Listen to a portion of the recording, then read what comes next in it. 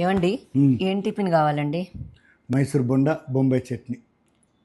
పెద్ద పనే పెట్టిండ్రు. సర్లే ఎటు పోతున్నవే? అదేనండి, మీరే చెప్పిండ్రు కదా మైసూరు బొండ బొంబాయి చట్నీ తెమ్మన్నారు కదా. బోండా తేవడానికి మైసూరు, చట్నీ తేవడానికి బొంబాయికి వెళ్తున్నా. వారం రోజులు పడుతుంది, ఇల్లు జాగ్రత్త. పిచ్చి మాలోకమా.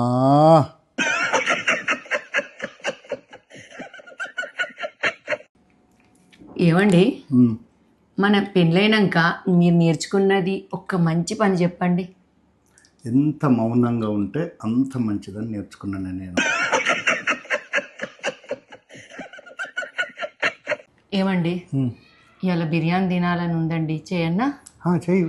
ఈ గ్లాసులు చేయన్నానండి. ఏ అవసరం లేదు, ఇద్దరమే కదా, నేను సగం గ్లాస్ చేయి చాలు. ఓకే. గ్లాసులు ఎందుకు కోస్తున్నవే? మీరే కదండి సగం గ్లాస్ చేయమన్నారు, అందుకని కోస్తున్నా.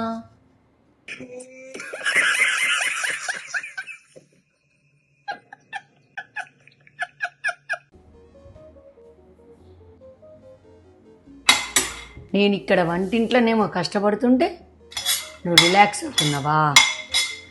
ఆగు, నీ రిలాక్స్ ఎలా పొడగొట్టన్నా నాకు తెలుసు కదా.